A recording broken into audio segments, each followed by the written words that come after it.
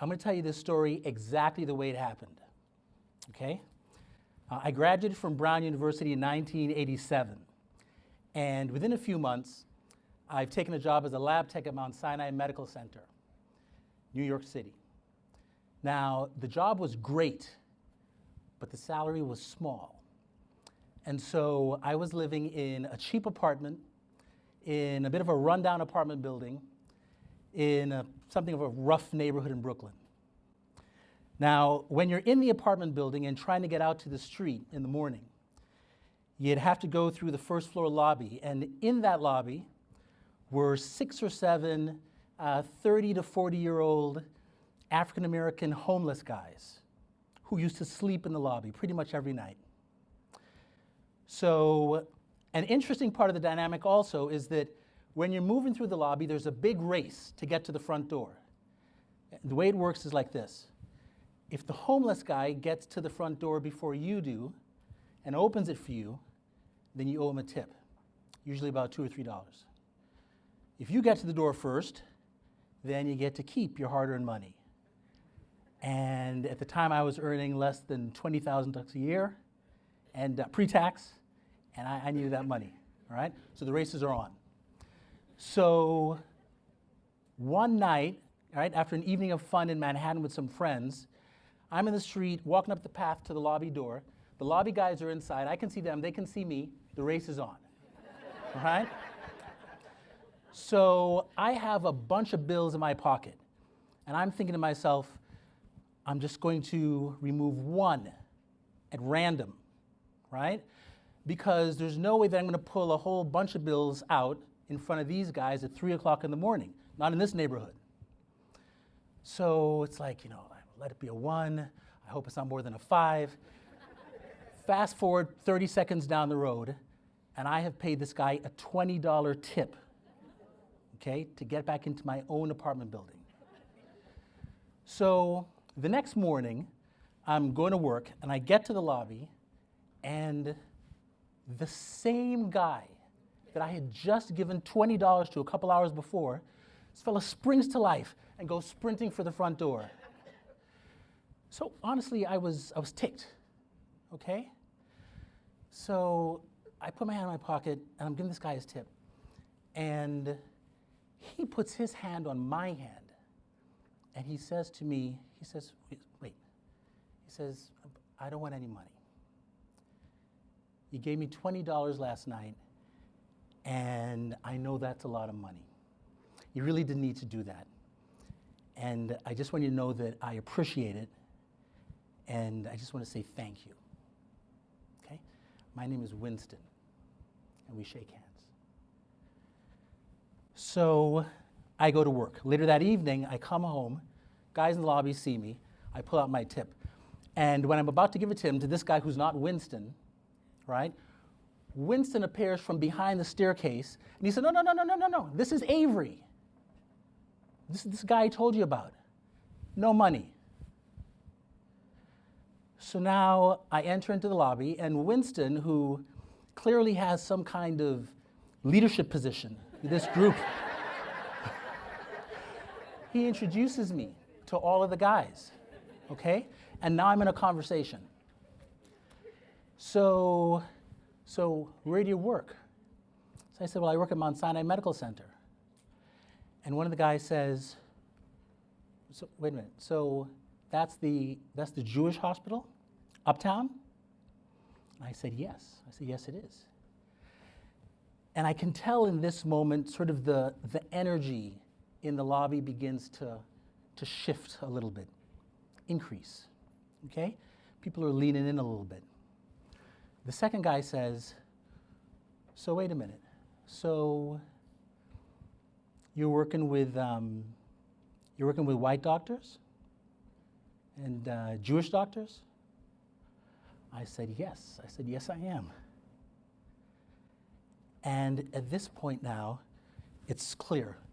Energy level is rising, like there's a little bit of rumbling going on here, and people are surprised, but pleased, maybe even shocked, okay? But pleased. Winston leans in, he says, hold up, so Avery, what exactly do you do in there? Okay?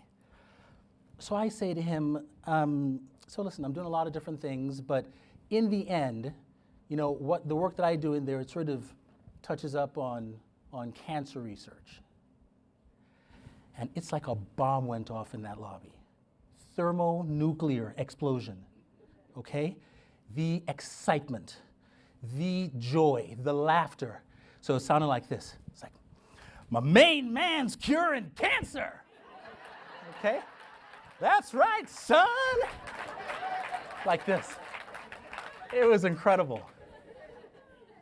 And so from this point onwards, every evening that I come home from work, somebody opens the door for me, no money, and then the group gathers around to hear about my day, all right? And there is no detail that I can share with them that is too small. I say it, high fives in the lobby, okay? So it's incredible because what's happening now is that I've discovered that I'm giving these gentlemen a sort of a vision of what life can be like for a black man in this country, which vision they apparently had never, ever had. Never, ever. I'm also, by the way, giving them, sort of tips on what to do at the next interview and, what not to do, this kind of stuff. And in the meantime, here's what I'm getting. In the meantime, so there's now this expanded sense of community. And more important than that, right? Now there's this demonstration for me that, well, you had thought before that there was this complete separation between what interests you and what moves you and what interests them and what moves them. Oil and water. And that's clearly not the case, right? Common interests, common joy. So it's an incredible thing that's happening here. One of the questions that I'm pondering now as a young guy in this building is, how do we get to this prior place? How do we get to this place in which my thoughts about what lay in store for me, what the possibilities were for me, how were they so different from the thoughts that these guys had about what was possible for them, right? So obviously very complex, there's a lot of stuff in here, but I want to focus on one particular angle of the answer to that question, just one bit. So I was born in New York City to West Indian parents, West Indian immigrants to the US. And when I was young, when I was 3, 4 years old, my parents made a big decision. The decision that they made was that the US was not a safe environment in which to raise young black boys. That was the decision they made. And they decided that they were going to return to Trinidad and Tobago and to raise us there. Okay? Now, let me describe to you what life in Trinidad and Tobago is like. If you're a kid in the classroom and you look around at your classmates, what you see is 80% of the kids, black, East Indian, all right? Chinese person, white person, Middle Eastern person, everybody. That's what the students look like. And then so too do the teachers. And then so too do the principals of the schools, including all the best schools. And then so too do the police officers out on the street. And then so too do the ministers of government, the people running the country. And even the prime ministers are people who look exactly the way you do. It's impossible for a kid in Trinidad to grow up and to get the message that you can only go this far. You can't climb higher than here. That can't happen to you if you're in Trinidad and Tobago. So at this point, I want to jump forward to an experience that my brother and I had in Orlando, Florida. I was about 12, he was about 8. We're on family vacation, it's Christmas time. We're at the end of a year, the first year in which our parents had given us allowances. And so this is the first time that my brother and I can actually spend our own money buying presents for each other, for our parents even. It was incredible. Best time in our lives. We negotiate 30 minutes away from mom and dad in the mall, and then we go rushing off to the fabric store because my mom, she loves fabric and she likes to turn them into dresses, and so we know exactly what we're going to do. So we get to the fabric store, and we're just about to make the final decision. This one, not that one. And then that's when the police officer showed up. Okay? So this guy he was big. He was a big white guy. And he was unfriendly, menacing even. And he reaches down and he grabs my brother at the back of the neck. Okay? The clothing, sort of squeezing the clothing like this. And then he grabs me with the other hand in the small of the back. And then this guy proceeds then to just drag us out of the store. Okay? Drags us out. Literally. So I'm terrified. My brother's terrified. All right? And the thing that I remember the most, the two things include, first of all, how my heart was just sort of jumping out of my chest. This is number one. The second thing is the sound of my younger brother. He's screaming. He is screaming. So this is our first traumatic encounter with racism. But it, of course, isn't our last. And by the way, those two things that I just mentioned to you, those two memories, those are the main memories that I had of my first ever trip to the world-famous Orlando, Florida. I want to fast forward about 10 years. So now I've graduated from Brown University. I have a degree in biomedical engineering. I'm in medical school. I'm working on my MD. I'm getting a PhD in cell biology. All right? This is all at the University of Illinois. And one evening, I'm in the local neighborhood Blockbuster, Friday afternoon, about 4 p.m. I'm alone inside the store, and outside, there are 4 young African-American kids who come riding up. And the store manager springs to life and runs to the front door, and before they can come in, he locks them outside. Okay? So here's what's happening. Mister, we're trying to come inside. Mister, we want to rent some videos. Mister, please, we want to rent some videos. This goes on for about 45 seconds, 60 seconds. And this guy is just standing there. His face is impassive, stony, okay? He's looking at them like this, at these children on the other side of the door. After a minute, they give up and they cycle off. But before they're gone, I've gotten a look at the faces. And in the younger kids' eyes, what I see is complete surprise. They're bewildered. But in the eyes of the older kids, something different. What I see there is recognition. I know what this is. I've seen this before, or I've heard of this before. And you know, of all the things that happened that day, that's the thing that it almost broke my heart. I canceled my membership at the Blockbuster, and I'm walking home and I'm trying to sort of process everything. Like, what the heck just happened there? And like, why didn't it happen to me? How did I escape sort of the, racist reach of this guy? Like, what happened there? And it occurs to me that maybe what has happened is that all of these strategies that I have developed over the years for trying to stay out of trouble, maybe these things are working. Like looking collegiate, for example. So let me describe what looking collegiate is like.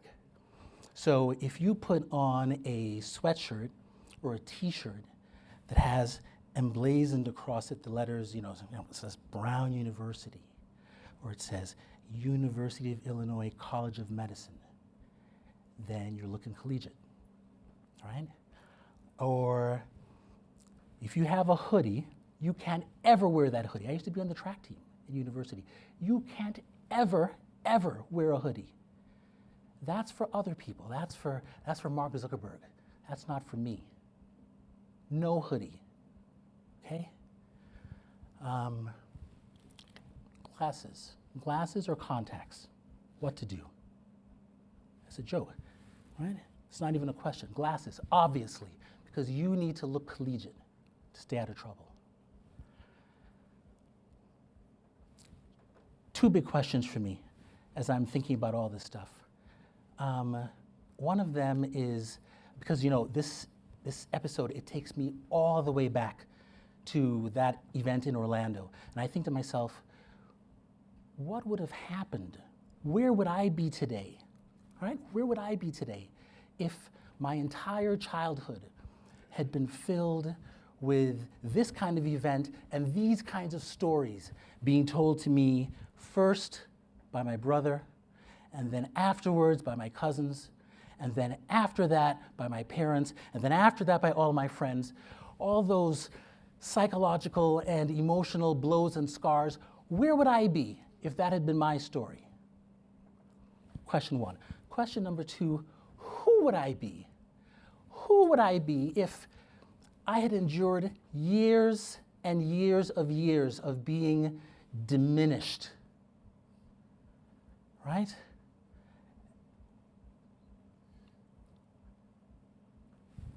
Okay. Well, I'm not sure. I'm not sure who I would be exactly. Maybe I'd be me. Or maybe I'd be another version of me, right? Over the next several years, a lot of crazy stuff happened in my life. Crazy, crazy things along these lines. And I thought to myself, that other version of me, how would he have dealt with being called an effing Negro, more or less? Use your imagination. While walking in the Upper East Side. Or how would that other version of me, how would he have dealt with having a bunch of hooligans throw brick fragments and stones out of a car when he was walking on the West Side Highway? How would that other diminished version of me have dealt with being in the lab in Urbana-Champaign one night and having the police officers come in and say, you're under arrest, you're a suspect, some unspecified crimes, and trying to take you out of here when you're there in your long white lab coat with big safety goggles and a pipette and you're in front of a DNA gel? How would this other diminished version of me have dealt with that? I don't know. I'm not sure. But I'll tell you what I think. I think that we're trapped in these silos of misunderstanding and ignorance and prejudice and darkness, ultimately. However, I find myself hopeful. Right? How can I find myself hopeful? Well, I've shared with you some fairly upsetting stories, but I have had innumerable, countless positive, life-giving experiences that have established connection for me across racial divides, across gender divides, across class divides, countless things that have been life-giving. And I have a thought about this, and this is my thought. I think it's really important for people to share their stories. Share your story with somebody, okay? I share my story with somebody, they learn something. They share their story with me, I learn something. That's how it works. It's as simple as that. And then there's this potential that we can actually build bridges across these racial divides, class divides, et cetera, et cetera. So I want to close with two questions for you. Number one, to whom are you going to give the gift of your story? And then number two, from whom are you going to request the gift of their story? Whatever your answer is, don't waste any time. Get busy right now. The world depends on it. Okay. Thank you very much.